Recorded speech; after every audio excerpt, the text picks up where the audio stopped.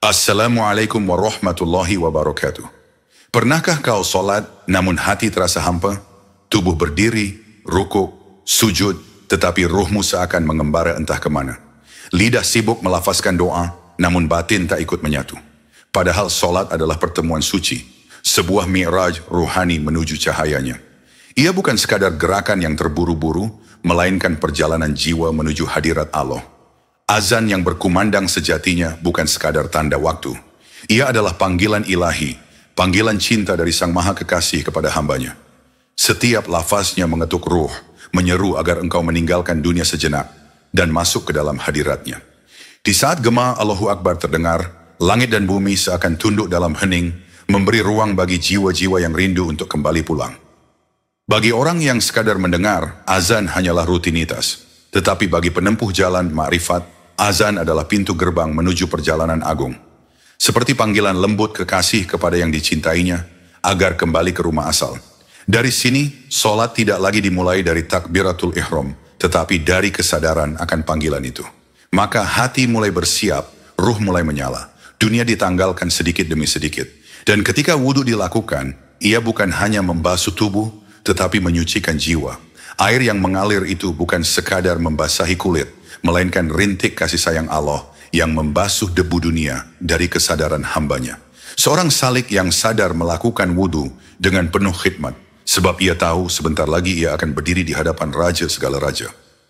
Setelah wudhu, seorang hamba sejati tidak merasa berjalan ke tempat sholat semata. Ia sedang melangkah menuju hadirat Allah. Setiap langkahnya bernilai zikir, setiap geraknya penuh makna. Tubuh mungkin berada di ruang fisik, tetapi ruh sedang menapaki jalan spiritual. Maka dari sinilah makrifat solat bermula.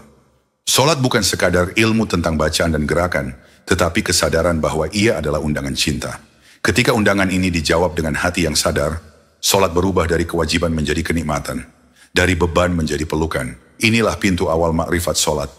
Menyadari bahwa engkau dipanggil dan engkau hadir untuk memenuhi panggilan itu.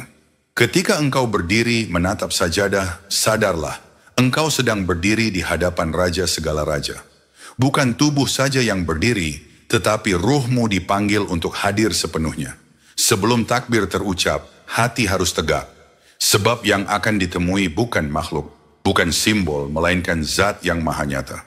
Kesadaran sebelum takbir adalah momen yang sering terabaikan.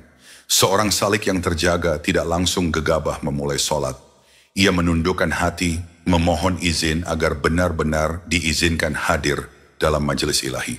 Niat pun bukan hanya ucapan dalam hati, melainkan gerakan ruh yang lurus, bagaikan anak panah melesat menuju Allah tanpa menoleh kemanapun. Disinilah perjalanan ruh dimulai, meninggalkan alam dunia, menembus hijab, dan bergerak menuju hadiratnya. Takbiratul ihram adalah gerbang awal yang agung. Namun sebelum kata itu terucap, seorang hamba sejati sudah menyiapkan dirinya seakan sedang berdiri di padang mahsyar. Ia hadirkan bayangan bahwa di hadapannya bukan sekadar kiblat, tetapi tahta ilahi. Hatinya diingatkan, Allah sedang melihat, Allah sedang memperhatikan setiap gerak dan isi batinnya. Inilah makam ihsan sebagaimana sabda Rasulullah. Engkau menyembah Allah seakan-akan engkau melihatnya. Jika engkau tidak mampu melihatnya, yakinlah bahwa dia melihatmu.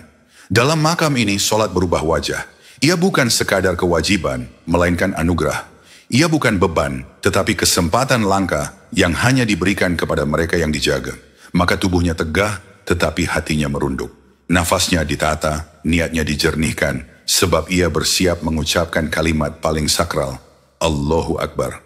Sebelum takbir dilafazkan, ruh telah melangkah meninggalkan hiruk-pikuk dunia. Ia masuk ke lorong keheningan menuju cahaya yang tak tersentuh oleh bisingnya kehidupan. Di sana solat bukan lagi sekadar gerakan, tetapi sebuah pertemuan. Ia menjadi pintu masuk ke hadirat ilahi. Saat tangan diangkat ke telinga dan kalimat Allahu Akbar terucap, sesungguhnya seorang hamba sedang membuka tabir antara dunia dan akhirat. Takbiratul ihram adalah deklarasi sakral bahwa ia meninggalkan dunia dan menyerahkan seluruh dirinya kepada Allah. Kalimat itu bukan hanya pujian, melainkan pengakuan. Tak ada yang lebih nyata, tak ada yang lebih penting, tak ada yang lebih layak selain dia. Dari detik itu, ruh telah memasuki langit kesadaran, sementara jasad masih berada di bumi. Dalam pandangan lahir, tangan yang terangkat tampak sederhana. Tetapi dalam pandangan ruhani, itulah isyarat penyerahan total. ia menanggalkan ego, ambisi, rasa takut, dan semua beban dunia. Dalam hatinya ia berkata, "Ya Allah, aku kosong tanpamu. Aku datang hanya sebagai hamba tanpa membawa apapun kecuali kerinduan." Takbir menjadi titik lepas, seperti pesawat yang meninggalkan landasan. Ruh naik perlahan menuju cahaya ma'rifat. Getaran takbir ini bukan terletak pada suara keras atau lantang, melainkan pada getaran jiwa. Adakah hatimu gentar saat menyebutnya? Adakah ruhmu menggigil ketika mengakui keagungannya? Jika ya, ruhmu telah terbangun. Jika tidak, mungkin tubuhmu yang sholat, tapi ruhmu masih tertinggal di dunia. Takbiratul ihram juga berarti pengharaman atas segala urusan dunia. Setelah takbir, seorang hamba tidak lagi boleh berbicara sesuka hati, memikirkan dunia, atau bergerak semaunya. Semua itu menjadi haram baginya, sebab ia sedang berada dalam pertemuan sakral. Dalam ma'rifat, ini adalah simbol hijrah ruhani, berpindah dari kesibukan dunia menuju hadirat ilahi. Para arif menyebutkan, ketika seorang hamba benar-benar khusyuk dalam takbir, ruhnya ditarik oleh malaikat ke langit kesadaran. Ia dipakaikan pakaian cahaya, dikeluarkan dari jubah dunia, lalu dibimbing untuk menghadap Allah. Pada saat itu, ia tak lagi merasa berada di masjid atau rumah, melainkan seakan berdiri tepat di hadapan takhta ilahi. Hatinya bergetar, mata batinnya menangis, dan ia tenggelam dalam kehadiran. Namun, betapa banyak yang melafazkan takbir hanya dengan lidah, tapi hatinya masih terikat dunia. Allahu Akbar, tetapi pikirannya masih lebih takut kehilangan harta, jabatan, atau pujian manusia. Disinilah kebohongan halus dalam sholat terjadi. Bila takbir tidak benar, maka perjalanan ruh pun tidak akan benar. Sebab takbir adalah titik awal lintasan ruh. Jika awalnya bengkok, maka seluruh perjalanan akan salah arah. Maka di dalam ma'rifat sholat, takbiratul ihram bukan sekadar ritual. Ia adalah lonceng ruhani, tanda dimulainya perjalanan agung. Setiap takbir adalah peluncuran, setiap takbir adalah penyerahan, setiap takbir adalah pembukaan rahasia. Dan sejak saat itu, tidak ada lagi yang layak diingat kecuali Allah. Karena engkau sedang berdiri di hadapannya, bukan hanya dengan tubuhmu, tetapi dengan seluruh keberadaanmu. Dengan menyebut nama Allah, seorang hamba memasuki wilayah rahmat dan kelembutannya. Ia datang bukan sebagai makhluk yang hina, melainkan sebagai tamu yang diundang oleh Ar-Rahman, Ar-Rahim. Dalam ma'rifat, lafaz Bismillahirrahmanirrahim bukan sekadar kata pembuka, tapi getaran batin. Saat hati menyebut nama Allah dengan penuh cinta, seluruh lapisan jiwa ikut bersujud. Ruh menjadi ringan, sebab ia merasa aman dalam pelukan kasihnya. Ketika lidah mengucap Alhamdulillahi Rabbil Alamin, seorang hamba sejatinya sedang memuji bukan hanya dengan suara, melainkan dengan seluruh kesadarannya. Ia mengakui bahwa segala pujian hanyalah milik Allah, atas hidupnya, atas kesadarannya, bahkan atas kesempatan untuk sujud. Lebih dalam dari itu, ia menyadari bahwa Allah adalah satu-satunya Rob yang mengatur semesta raya dan semesta kecil dalam dirinya, hati, pikiran, dan ruh. Ketika ruh memahami makna itu, ia mulai melepaskan ketergantungan pada selain Allah. Lalu saat ayat Ar-Rahmanir-Rahim terlafaz, hati kembali disentuh kelembutan ilahi. Ia merasakan bahwa di balik setiap perintah dan larangan tersimpan kasih sayang Allah. Dia tidak memerintahkan sholat karena butuh, tetapi karena cinta. Sholat bukan beban, melainkan perhatian agar ruh tidak mati di tengah hiruk-pikuk dunia. Dalam ma'rifat ayat ini adalah pelukan. Seolah Allah berkata, "Aku maha pengasih, aku maha penyayang. Datanglah kepadaku." Kemudian saat ruh melafazkan Maliki Yaumiddin, ia sadar bahwa seluruh hidup akan bermuara di hadapan Allah. Tidak ada yang abadi kecuali pertemuan itu. Maka sholat sejatinya adalah latihan, simulasi hari akhir. Di titik ini ruh diuji, apakah ia benar-benar siap menghadap Allah atau masih membawa dunia ke dalam sajadahnya. Makrifat ayat ini membuat ruh gentar, namun sekaligus tenang. Sebab ia tahu, Tuhan yang menghakimi adalah Tuhan yang penuh kasih. Sampai ketika ayat Iyyaka na'budu wa iyyaka nasta'in terucap, terjadilah momen puncak dalam percakapan ruhani. Ayat ini bukan sekadar lafaz ibadah, tetapi sumpah setia. Roh berkata, hanya kepadamu aku menyembah. Dalam ma'rifat, ini bukan hanya ritual, tetapi penyerahan total. Ruh menyerahkan segala keputusan, rezeki, nasib, dan masa depannya hanya kepada Allah. Dan ketika ruh berkata, hanya kepadamu aku memohon pertolongan, ia berhenti berharap pada manusia. Segala sandaran dunia runtuh, yang tersisa hanyalah Allah dan hambanya dalam pertemuan yang sunyi, suci, dan penuh cinta. Akhirnya ruh memohon petunjuk dengan membaca, Ihdinas siratal mustaqim. Inilah inti solat, doa paling tulus seorang hamba. Ia tahu jalan pulang hanya satu, dan ia tidak ingin tersesat. Ruh meminta digendeng, dituntun, dan dijaga, agar tetap berada di jalan lurus menuju Allah. Ia tidak ingin kembali hanyut dalam kelalaian dunia. Maka setiap ayat dari Al-Fatihah adalah langkah ruh menuju rumah asal. Dari dunia menuju Allah, setiap lafaz adalah jembatan, setiap kalimat adalah tangga, dan setiap makna adalah cahaya. Al-Fatihah tidak hanya dibaca, tapi dihayati. Setiap katanya adalah tali yang mengikat ruh kepada Tuhannya. Dan ketika ruh benar-benar sadar dalam Al-Fatihah, ia pun bersiap memasuki ruang yang lebih dalam. Tempat sujud, tempat pertemuan, ruang tanpa jarak antara hamba dan Allah. Lalu ia memasuki rukuk. Rukuk secara lahir adalah gerakan membungkuk. Tetapi dalam ma'rifat, rukuk adalah simbol runtuhnya ego di hadapan Allah. Di titik ini, hamba tidak sekadar mengikuti gerakan, tapi benar-benar merundukkan kesadaran. Ia mengaku bahwa dirinya tak memiliki daya, tak memiliki kuasa, tak memiliki apapun kecuali kehinaan yang ditutupi oleh rahmat Allah. Saat tubuh menunduk, hati ikut merunduk. Ego dilebur, ambisi dikecilkan, keakuan dihancurkan, sebab tak ada yang patut dibanggakan di hadapan yang maha sempurna. Maka rukuk adalah ujian. Apakah engkau benar-benar rendah hati di hadapannya, atau hanya menunduk secara jasmani? Jika hatimu ikut tunduk, maka rukukmu hidup. Jika tidak, maka rukukmu hanya bayangan. Uruku bukan sekadar menundukkan badan, tapi merundukkan hati. Barang siapa yang ruku dengan hati yang bersih, ia akan didengar oleh Allah. Dan ketika Allah mendengar, ruhnya akan dibangkitkan dalam kesadaran yang lebih tinggi. Ucapan tasbih dalam ruku bukan hanya kata, melainkan ungkapan syukur terdalam. Segala puji bagimu ya Rob, itulah penerimaan. Ruh mengakui bahwa segala kebaikan berasal darinya. Bahkan kemampuan untuk ruku pun adalah anugerah. Dalam makrifat, ruku adalah pelukan kasih Allah kepada hambanya. Bukan karena aturan, tapi karena cinta yang memancar dari jiwa yang rela merunduk. Ruku adalah tanda pertama bahwa ego mulai hancur. Ia menjadi batu loncatan menuju puncak sejati, sujud. Sujud adalah tenggelamnya ruh dalam samudra tauhid. Gerakan paling rendah ini justru adalah puncak tertinggi dari perjalanan solat. Saat dahi menempel ke tanah, bukan hanya tubuh yang merendah, tetapi ruh pun lenyap dalam kebesaran Allah. Sujud bukan sekadar tanda kehambaan. Di sana, hamba benar-benar hilang dari dirinya. Tak ada lagi nama, gelar, atau ingatan dunia. Yang tersisa hanyalah ruh yang kembali menyentuh tanah, asal penciptaannya. Dalam jalan makrifat, sujud adalah momen fana.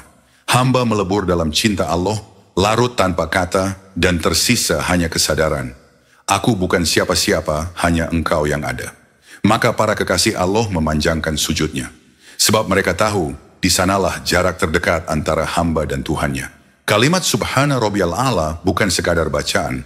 Itu adalah pujian kepada Yang Maha Tinggi, justru ketika hamba berada di titik terendah. Inilah paradoks ilahi. Semakin rendah engkau merunduk, semakin tinggi derajatmu di sisi Allah. Sujud adalah kemuliaan, bukan kehinaan. Ruh yang hancur dari keakuan layak disentuh cahayanya.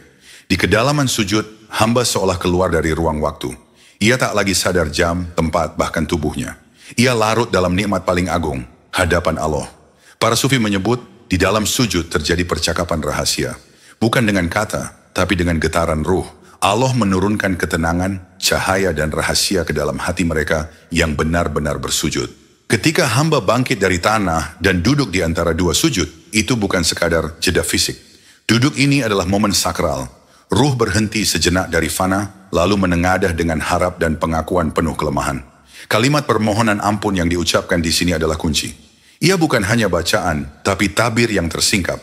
Hamba menyadari, tidak ada yang bisa mengampuni kecuali Engkau, ya Allah. Dalam makrifat, duduk ini adalah fase belajar berbicara dengan jujur di hadapan Allah. Ruh memohon, mengakui, sekaligus berharap. Setelah sujud yang melebur, kini ia bangkit dengan hati penuh harap, menyiapkan diri untuk perjalanan berikutnya dalam solat. Ruh yang sadar tahu bahwa setiap langkahnya bisa salah, setiap geraknya bisa menyimpang, dan hanya kasih Allah yang bisa menyelamatkannya dari jerat keakuan dan kelalaian. Maka ia tidak memohon dengan datar, tapi dengan gemetar. Sebab ia tahu dosa bukan hanya tentang perbuatan, tapi juga tentang hati yang jauh darinya. Lalu dilanjutkan dengan, warhamni, rahmatilah aku. Ini lebih dalam lagi. Ruh tahu, sekalipun Allah mengampuni, ia masih tetap tidak layak. Ia butuh rahmat untuk tetap bisa hidup, untuk bisa mencintai, untuk bisa berjalan menujunya. Dalam makrifat, rahmat adalah nafas kehidupan ruhani. Tanpa rahmat, amal menjadi kosong. Tanpa rahmat, ilmu menjadi angkuh. Tanpa rahmat, solat pun hanya menjadi gerakan kosong tanpa jiwa. Maka ruh memohon rahmat seperti seorang bayi yang menangis mencari peluk. Bukan karena pantas, tapi karena tidak bisa hidup tanpanya. Kemudian ruh berkata, waghfirli, ampunilah aku. Ini adalah pengakuan bahwa dirinya penuh celah, penuh luka, penuh kekurangan. Ia sadar, bahkan dalam sujudnya pun masih ada ria yang terselip. Dalam rukuknya pun bisa terselip rasa ingin dipuji. Maka ia tidak datang sebagai hamba yang sempurna, tapi sebagai hamba yang rusak, yang diberi oleh Sang Maha Sempurna. Dalam makrifat, inilah makom rendah hati yang paling dalam. Saat ruh tidak lagi sibuk membanggakan amal, tapi justru sibuk mengakui betapa tak layaknya ia berdiri di hadapan Allah. Jika bukan karena ampunan dan kelembutannya, berikutnya ia mengucap warfani, angkatlah derajatku. Tapi dalam makrifat, ini bukan permintaan duniawi. Ruh tidak sedang memohon agar dirinya dimuliakan di dunia, atau ditinggikan derajatnya di mata manusia. Ia sedang meminta ditinggikan kesadarannya, ditinggikan makom cintanya, ditinggikan kedekatannya kepada Allah.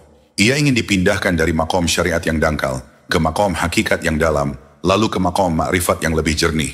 Ia ingin terangkat dari ketertarikan pada dunia, menuju kekhusyukan yang utuh kepada Allah semata. Kemudian ruh mengucap, warzuqni, berilah aku rezeki. Namun bagi seorang penempuh makrifat, ini bukan hanya soal harta atau kebutuhan fisik. Rezeki yang paling hakiki adalah rezeki ruhani, berupa hidayah, ilmu laduni, rasa khusyuk dalam solat, cahaya yang menyinari hati, dan pertemuan yang jujur dengan Allah dalam sepinya malam. Ruh memohon agar ia diberi makanan untuk jiwanya, sebab ia tahu ruh tidak bisa hidup hanya dari roti dan air, tapi dari zikir, dari cinta, dan dari cahayanya yang turun lewat rahmat. Lalu wahdini, tuntunlah aku. Ini adalah jeritan ruh yang tidak ingin tersesat. Dunia ini terlalu luas, terlalu gelap, dan terlalu menipu. Banyak jalan terlihat benar padahal sesat. Banyak suara terdengar indah padahal menyesatkan. Maka ruh yang telah mencicipi keindahan sujud, kini memohon agar ia tidak disesatkan lagi. Ia ingin terus berada dalam bimbingan ilahi, agar setiap langkahnya mendekat, bukan menjauh. Dalam makrifat, hidayah bukan sekadar Islam, tapi terus hidup dalam kesadaran Allah di setiap detik kehidupan. Terakhir, wa'afini, berilah aku kesehatan dan maafkan aku. Seorang sufi tahu, kesehatan yang sejati adalah kesehatan hati. Hati yang tidak keras, hati yang tidak sombong, hati yang tidak lalai. Ia juga memohon maaf, bukan hanya untuk dosa yang diketahui, tapi juga untuk semua kelalaian yang tak disadari. Dalam makrifat, permohonan ini adalah bentuk tunduk total. Ruh tidak lagi merasa punya kekuatan apa-apa. Ia hanya berserah. Duduk di antara dua sujud menjadi ruang di mana ruh menangis, memohon, mengakui dan berharap. Duduk ini bukan jeda, ia adalah doa. Ia adalah percakapan lirih antara ruh yang penuh luka dengan Tuhan yang maha lembut. Dan dari sinilah ruh bersiap untuk kembali bersujud, untuk semakin tenggelam dalam samudera cintanya, dan pada akhirnya untuk kembali menjadi hamba yang utuh, yang hidup bukan untuk dunia, tapi untuk pertemuan abadi dengan Tuhan semesta alam. Ketika seorang hamba duduk dalam tasyahud, sejatinya ia tidak sedang duduk biasa. Ia sedang duduk dalam majelis langit. Di titik ini, setelah perjalanan panjang dari takbir, rukuk, sujud, hingga duduk di antara dua sujud, ruh telah dibersihkan, didewasakan, dan disiapkan untuk sebuah pernyataan agung. Menjadi saksi atas kebenaran ilahi. Tasyahud bukan hanya bacaan, ia adalah ikrar, kesaksian, pengakuan, dan perjumpaan. Ruh yang hadir dalam tasyahud seolah telah sampai di sebuah ruang tak terlihat, di mana para malaikat menjadi saksi. At-tahiyyatu lillahi, segala penghormatan, doa, dan kebaikan adalah milik Allah. Kalimat ini bukan basa-basi, ia adalah deklarasi makrifat bahwa tidak ada yang pantas menerima pujian sejati kecuali Allah. Ruh yang telah melalui rukuk dan sujud, kini sadar bahwa segala gerak, segala ibadah, segala amal, semua kembali kepada Allah. Bahkan sujud yang terasa khusyuk pun bukan milik dirinya. Maka dengan duduk tenang, hamba menyerahkan seluruh penghormatan kepada Allah sebagai pengakuan bahwa dirinya hanyalah hamba yang tak punya daya. Lalu disusul dengan was-sholawatu wa thayyibat, doa-doa dan amal kebaikan yang murni juga hanya untuk Allah. Dalam maqam ma'rifat, ini adalah bentuk penyucian niat. Ruh tidak ingin ibadahnya dipuji, tidak ingin dikenal sebagai ahli solat, tidak ingin disebut wali, tidak ingin dihormati karena penampilan zahir. Ia hanya ingin semua kebaikan yang pernah ia lakukan, semua amal yang pernah ia kerjakan, semuanya kembali kepada Allah, murni, suci, dan tersembunyi dari pujian makhluk. Ia belajar menghapus jejak dirinya dari amalnya sendiri. Kemudian ruh menyampaikan salam kepada Nabi. Assalamualaikum ayyuhan nabiyyu wa rahmatullahi wa barakatuh. Ini bukan sekadar sapaan. Ini adalah penghubung ruhani antara hamba dengan cahaya kenabian. Dalam makrifat, solat adalah warisan langsung dari Rasulullah. Bukan hanya bentuk lahirnya, tapi juga ruhnya. Maka dalam tasyahud, seorang murid ruhani menyapa gurunya yang agung, menyambung cinta kepada Nabi, menyampaikan salam dari ujung dunia ke pusat cahaya yang menyinari seluruh alam. Setelah menyapa Nabi, ruh melanjutkan dengan salam kepada semua hamba Allah yang soleh. Assalamu alayna wa ala ibadillahi solihin. Ini bukan sekadar doa umum, tapi keterhubungan ruhani antar jiwa-jiwa yang tulus. Dalam ma'rifat, solat bukan ibadah pribadi, melainkan bagian dari gelombang ibadah para pecinta Allah di sepanjang zaman. Saat ruh mengucap salam ini, ia seolah menyatu dengan jamaah besar para sufi, para wali dan pejuang sunyi, yang juga bersujud kepada Tuhan yang sama. Tasyahud menghancurkan sekat ruang dan waktu. Ruh masuk dalam dimensi umat spiritual yang tak terputus. Lalu tibalah ia pada kalimat paling sakral. Ashhadu an la ilaha illallah wa ashhadu anna Muhammadan abduhu wa rasuluh. Inilah inti dari tasyahud. Inilah kesaksian yang mengubah solat dari sekadar gerakan menjadi pertemuan. Ruh bersaksi bukan karena diajari semata, tapi karena telah menyaksikan. Inilah maqam musyahadah dalam ma'rifat. Menyaksikan keesaan Allah bukan hanya dengan kata, tapi dengan pengalaman ruh yang mendalam. Ia telah melalui rukuk dan sujud, tenggelam dalam fana, lalu kini mengakui hanya Allah yang ada. Dan Muhammad adalah cahaya penuntun. Kesaksian ini bukan sekadar milik lidah, tapi milik hati. Dalam ma'rifat, syahadat di tasyahud adalah puncak. Bukan syahadat pertama masuk Islam, tapi syahadat hasil pengalaman ruhani, lahir dari zikir, mujahadah, tangis dan kerinduan. Ruh yang bersyahadat dalam tasyahud adalah ruh yang telah mengalami Tuhan. Ia tidak hanya tahu, tetapi telah melihat, merasakan, menyentuh meski tak bisa menjelaskan, mencintai meski tak bisa menggambarkan. Inilah maqam para pecinta sejati. Tasyahud menjadi tanda kedewasaan spiritual. Ruh telah berdiri, rukuk, sujud, duduk, menyerah, lalu kini bersaksi. Dalam duduk itu, ruh tidak lagi mengejar apapun, ia telah sampai. Maka tak heran para arif billah kerap memperlama duduk dalam tasyahud. Sebab bagi mereka, inilah momen perenungan, penyaksian, dan pelepasan terdalam. Dunia terasa jauh, hanya Allah yang nyata. Inilah duduk para saksi di majelis langit. Lalu tibalah pada salam penutup. Assalamualaikum warahmatullahi. Dalam ma'rifat, salam bukan sekadar tanda solat selesai, tapi gerbang kepulangan ruh. Ruh kembali dari perjalanan suci, dari hadirat ilahi, dari samudra fana, dan pulang ke dunia dengan wajah baru, hati bersih, serta kesadaran segar. Salam pertama-tama diucapkan kepada diri sendiri. Ruh memberi damai pada dirinya yang baru, yang ditempa oleh rukuk, sujud, dan syahadat. Setelah itu, salam diperluas kepada para malaikat dan makhluk yang menemani ibadahnya. Namun makna terdalam salam adalah kepulangan ruh ke dunia manusia. Dunia yang penuh hiruk pikuk, tapi kini ruh hadir bukan sebagai hamba biasa. Ia pulang sebagai utusan cahaya. Solat telah membersihkannya, membekalinya, dan meneguhkan jiwanya. Saat memberi salam, ruh seolah berkata, wahai dunia, aku telah kembali. Bukan lagi dengan jiwa lama, tapi dengan damai yang kubawa dari hadiratnya. Salam menjadi tanda tanggung jawab. Ruh harus membawa nilai dari perjalanannya. Cahaya dari sujud, kelembutan dari tasyahud, kesabaran dari rukuk. Salat tak boleh berhenti di sajadah. Ia harus menjelma dalam akhlak, lisan, dan cara hidup. Salam adalah janji. Janji untuk hidup lebih sadar, lebih berakhlak, lebih memantulkan cinta Allah. Para sufi menyebut salam sebagai buah ma'rifat, ekspresi ruh yang disapa Allah, lalu menyapa dunia dengan kelembutan serupa. Seperti Nabi yang kembali dari Mi'raj membawa solat. Demikian pula hamba yang Mi'raj dalam solat harus kembali membawa rasa, bukan sekadar hukum. Saat menoleh ke kanan dan kiri, ia menebarkan cinta dari perjumpaan. Salam juga menegaskan, solat bukan pelarian tapi penguatan.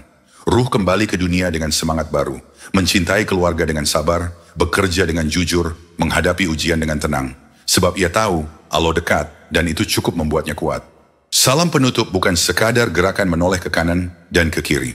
Ia adalah tanda ruh telah kembali ke bumi, tapi bukan sebagai ruh yang sama. Ia kembali dengan mata yang lebih jernih, hati yang sudah disentuh, dan jiwa yang sudah dibersihkan. Dari salam itulah kehidupan seorang hamba dimulai kembali. Namun kini, ia bukan lagi manusia biasa.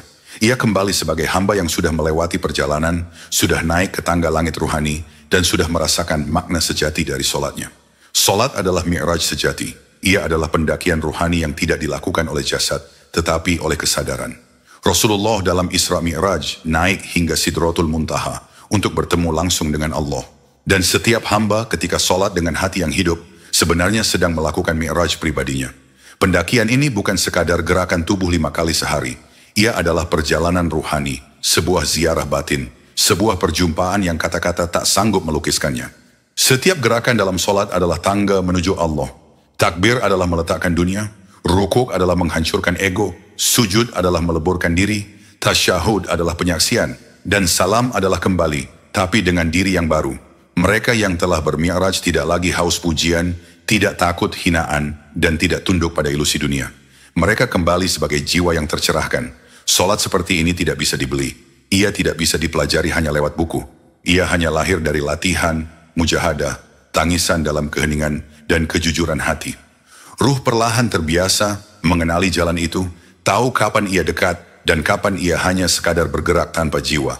Sampai suatu ketika, dalam sujud yang hening, ia berbisik dalam hati, "Aku telah sampai, aku telah pulang." Mi'raj sejati tidak membuat seseorang sombong. Semakin tinggi ia naik, semakin kecil ia merasa. Semakin dalam ia menyelam, semakin sadar ia tak layak. Para sufi menangis bukan karena jauh, tapi justru karena merasa begitu dekat dan sadar masih banyak hijab dalam dirinya. Maka mereka terus salat, terus naik, sebab hanya disitulah ruh bisa bernapas. Banyak orang bertanya, mengapa aku tidak merasakan manisnya solat? Mungkin karena ia masih menganggap solat sebagai beban. Mungkin karena yang ia bawa hanyalah tubuhnya, bukan hatinya. Ruh yang berat dengan cinta dunia tak akan bisa naik. Maka siapa yang ingin merasakan mi'raj dalam solatnya, harus berani melepaskan. Melepaskan dunia, melepaskan ego, melepaskan semua selain Allah. Dan dampak mi'raj ini tidak berhenti ketika salam. Ia terbawa sepanjang hari. Cara bicara berubah, langkah menjadi tenang, hati menjadi lembut. Orang yang telah bermi'raj melihat dunia dengan kacamata fana. Ia hanya mengejar yang abadi, cinta kepada Allah. Maka siapakah yang masih rela menjadikan solat hanya rutinitas? Padahal ia adalah gerbang rahasia menuju samudera tauhid. Suatu hari nanti, dunia, harta, nama, bahkan tubuhmu sendiri akan pergi. Yang tersisa hanyalah ruhmu. Dan ruh itu akan ditanya, pernahkah engkau benar-benar sujud kepadaku? Saya, Hikmah Channel, kita sama-sama mengingatkan, solat bukan rutinitas, ia adalah jalan pulang. Jangan biarkan solatmu kosong. Jangan biarkan ia hanya menjadi gerakan. Jadikan solatmu mi'raj dan rasakan bagaimana hidupmu berubah. Ya Allah, jadikanlah solat kami bukan sekadar gerakan, tapi mi'raj ruhani. Bukakan hijab hati kami agar setiap takbir menjadi penyerahan, setiap rukuk menjadi kerendahan, setiap sujud menjadi peleburan, dan setiap salam menjadi lahirnya diri yang baru. Ya Allah, jangan biarkan hati kami kosong dalam ibadah. Hidupkan ruh kami dalam setiap sujud, dan kembalikan kami kepadamu sebagai hamba yang kau cintai.